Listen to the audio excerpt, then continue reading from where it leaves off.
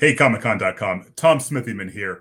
We have a very special guest today. Eisner award-winning writer of just about everything you can imagine. Absolute Superman, Thor, Star Wars, co-creator of Southern Bastards, and the list goes on. Jason Aaron. And he is now the new writer, the first writer on the comic book version of Thundarr The Barbarian. Jason, welcome. How's it going? Happy holidays. Happy holidays to you. So, talk to us about Thundarr. You've done all of these iconic characters, and how have you ended up writing about Thundarr the Barbarian? Well, I mean, I think if you had known me when I was, 10, 11 years old, it's no surprise that I'd wind up writing Thundarr the Barbarian. Like that cartoon was such a just a monumental part of my creative development. I feel like, I mean, as the point I'm at now in my career, as I look back to that age in the early 80s, so much of what I was going to wind up spending the rest of my life doing was forged in those years. Like my love of comics, my love of Robert E. Howard's Conan, the kind of movies I was into, like the Mad Max films and Planet of the Apes, and my love of Godzilla. And Thundarr the Barbarian was like my favorite Saturday morning cartoon show. It's the only time in my life I very happily got up early, laid in front of the days back in, the days when you had the giant piece of furniture as a television, sat there with my bowl of Fruity Pebbles and watched cartoons all day, and loved Thundarr. Like that show sparked in my brain kind of more than really anything else on Saturday morning, because of just the way it mixed the chocolate and peanut butter together. And it was sword and sorcery, it was post-apocalyptic, it was very action driven. It was, I had no idea at the time, but it was created by this legendary group of comic book creators. And you had Steve Gerber and Alex Toth and Jack Kirby. Like that's where that show came from. So to me, it was like the perfect storm of all the stuff I was discovering at that point in my life. And so when the opportunity came along, 40 years later, to do the very first Thundarr the Barbarian comic, I mean, just surprisingly given that there was such an incredible pedigree of comic book creators who worked on the show, Thundarr's never existed in comic book form before. So I was super thrilled. It's one of those jobs I could not possibly say no to when it came along. That's great. There's a lot to unpack there, and I think you've actually started answering a whole bunch of the other questions that I had. Cool. Sorry, should I slow down? No, all good. Your passion. I get excited when I talk about Thundarr. Yeah, it's great. No, and we're almost the same age. I think I've got a year or two on you, and I remember vividly watching Saturday morning and the what do you call it? The comet that passed between the Earth and the moon breaking apart. Right. It's kind of crazy though. One of the greatest opening sequences, and it told the whole story. Not just right? in cartoon history, but I think television history. It's such a great opening credits. So the concept of a post-apocalyptic children's show is a little bit wonky, right? Are you writing this comic book, which is being published by Dynamite, by the way? Are you writing this comic book for adults, or are you writing it for the 7-year-old Jason Aaron?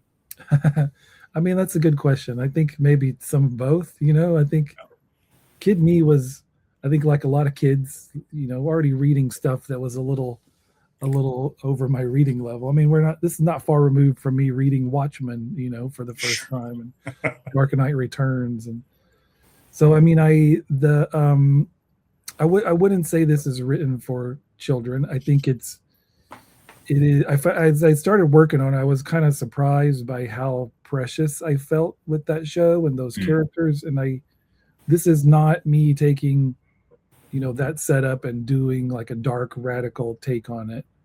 In my mind, this is very much a direct continuation of that television show. So all those episodes happen. This is the next episode. That said, we push things a little bit further in terms of like the violence and the action and the way that Steve Gerber at the time was very vocal in interviews about the show, of complaining about the struggles they had in terms of doing an action show where the main character has a sword, in 1980s Saturday morning. Like they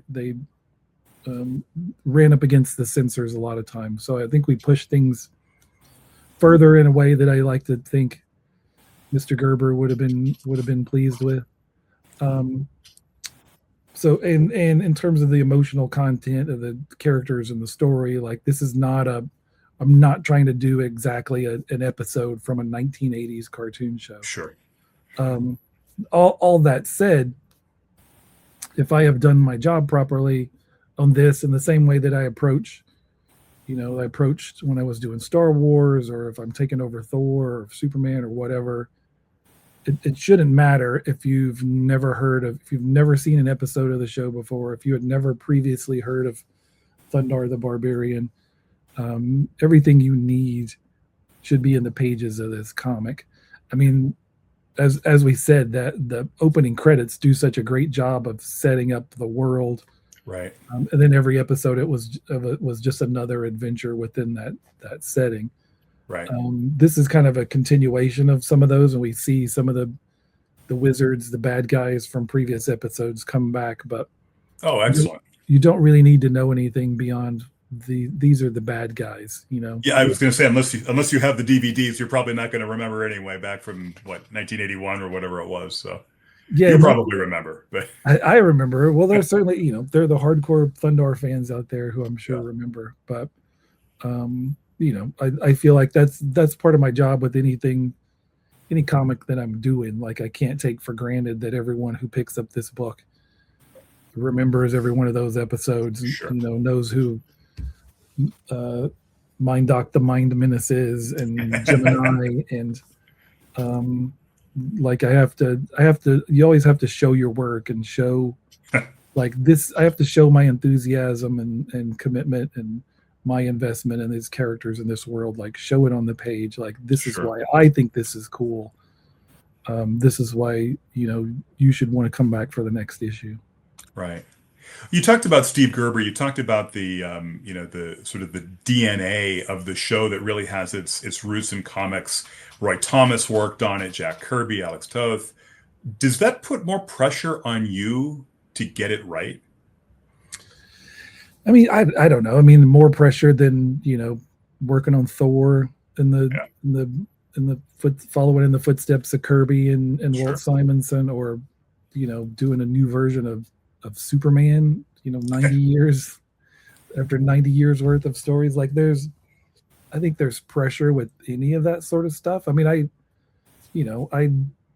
kind of raised my hand and asked to follow Garth Ennis on Punisher Max, which is one of those, like, why would you ever do that? That seems like a terrible idea. But I think as a writer working in this business, you have to feel like you want those opportunities. You want to step up to bat, because for characters that you are excited about, for stories that you have that you're excited to tell, that's part of the excitement, is that yes, so many of the creators that I love worked on these characters in the past and created stories that have defined these characters. I don't think you could ever look at that and be scared and intimidated. I mean, like if I'm doing Punisher, my Punisher is not the same as Garth's Punisher, and my Thor was not exactly the same as Walt's Thor, but you still got to be excited for the chance. Yeah, I suppose the rising tide lifts all the ships, right? I mean, it just pushes you to be better. Yeah, I think so. I mean, I think you have to have that instinct to, like, I want to, put me in the batting order. I want to step up to the plate, and so I think Thundarr is, again, like, a very important show to me in terms of my development. And I think you can look at, I think if Thundarr never existed, if I never encountered that show, I don't know how that changes my development. I mean, do I wind up doing Thor? And if I do, does it look the same? I don't know. I mean, that book, that cartoon was such a great distillation of so many things that I was into. So that for me as a fan, that just makes me excited to say, can I do a story that feels worthy of being included, in that mythology, and makes me very excited to step up to the plate. Well, speaking of which, you're actually going to tell in part his Thundarr's backstory, right? Where did you pull the inspiration for that? There wasn't a lot that was told in the course of the show, right? No, there was really nothing. I mean, the most you get of his backstory is in the opening credits, and there are a couple bits in the opening credits that were never included in the show, that were animated just Okay. for that Okay. opening. When you see Thundarr in a sort of like a gladiatorial arena, and him Right. breaking his bonds, and so we know that he was at some point he was a slave, like he was Right. in bondage. And we know, Princess Ariel mentions once or twice that she kind of grew up with her stepfather. Right. So we just get little breadcrumbs here and there in the show. Steve Gerber talked more openly about Hmm. some of that story in interviews, and so they clearly had it. They clearly had it in writing. They had it as part of the Bible. Sure. So I've taken what he said. I put some of those pieces together, and this is not like, I'm not trying to do Thundarr year one. We don't tell you every piece of the story, and even the way we kind of go back and present it is in a way that's specifically tied into what's happening in the story overall. But yeah, we give you a little bit about where Thundarr came from, where he was when he first met Ariel and Ukla, how that happened, how he first came into possession of the Sunsword, a little bit more about where this sword maybe came from, and what Okay. it is and what it represents. And so, not trying to, dot every I and cross every T, but just Sure. filling in a little bit more of that backstory in a way that I think makes the present day part of the story resonate a little bit more. I say Right. present day, and that this is a story that jumps around through time quite a bit. Oh, is that Like right? Okay. there's the dark future of 2,000 years from now, and then there's also the fateful day in 1994 when everything changed forever. So this story kind of goes to both of those places. Oh, excellent. All right, Kerber Ball, who sounds like he could be a character in Thundarr, right? It's a great name, yeah. Isn't it? He is your artist on the story. How did the two of you work together? What's that collaboration like? I mean, it's really been me. As I think what I do with everything that I work on, whatever artist I'm working with, I'm just trying to give them whatever they need and then get out of the way. They don't need Sure. me to. He's an amazing artist. He doesn't need me to tell him how to draw, but I need to give him everything he needs in terms of the setting and the reference and the emotional content of the scene and all that sort of stuff. So this is one of those scripts where it's very much loaded with a lot of images that I pulled. A friend of mine had one of those programs that can go through a TV show and just pull like an image Oh, nice. every second or so. So I've got basically a giant Google Drive overflowing with reference images from the show, because we reference some specific locations, specific characters, for whether that's the wizards or variant, mutant races that we encountered in the show. So if you've never seen the show, it doesn't really matter. These are just some cool looking lizard men and ape men. If you have watched the show, then you'll recognize a lot of characters from various episodes. So, my scripts are just loaded with a lot of reference. And then, this is just like the cartoon, this is a very action-driven story. And he's done an incredible job on the settings, the setting is one of the main selling points of the world of Thundarr. It's that mix of sword and sorcery and sort of post-apocalyptic road warrior times. I think the book looks really incredibly gorgeous, like the in terms of the backgrounds, the detail of the setting.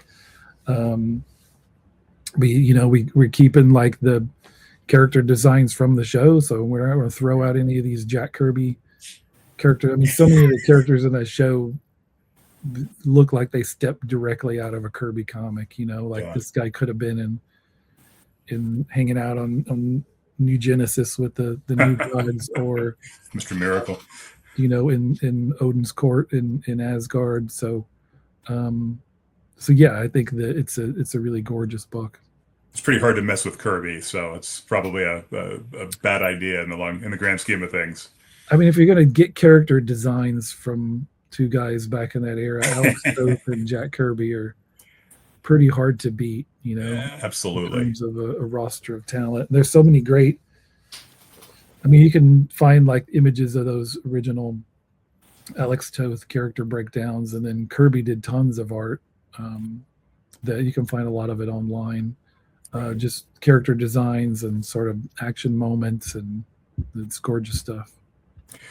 Okay, so last question, and it's always a little bit of a zinger. So obviously Thundarr has zinger. A zinger. Here we go. You ready for it? Thundarr has his Sunsword. This is not the first time that you've written a character who has a laser sword. So who wins?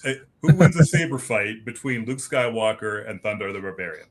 I mean, that's a good question. I mean, I think it depends on at what point in Luke's development are we talking about. If it's like Return of the Jedi Luke, where it's full, more fully formed Jedi Luke, then he's got powers beyond, I think, what Thundarr can match.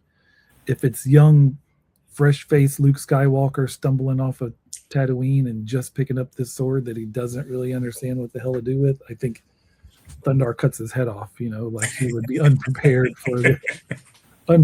to face a barbarian of Thundarr's level. So maybe if you get him somewhere right in the middle, if it's Empire Strikes Back, Luke, you've got quite a fight on your hands. Maybe you got a pretty good fight. As long as you get him before he loses his hand, because then it's probably more one-sided, right? Maybe so. Yes, maybe so. Awesome. Well, thank you for the carefully thought out answers, particularly for the last little question. I don't know if it's carefully thought out. It's poignant. Let's go with that. I mean, this is definitely the kind of question that I was wrestling with, when I was 11 years old. Exactly right. Watching Thundarr going in my backyard playing with Star Wars. Star Wars figures. Exactly. Yes. Exactly right. Well, Jason, thank you so much. My guest has been Jason Aaron. His new book is Thundarr the Barbarian by Dynamite. Best of luck with the series. It'll be out soon. And please keep on writing and keeping us informed on what you've got going on. Cool. Yeah, I don't plan on stopping. I don't know how to do anything else. Amen to that.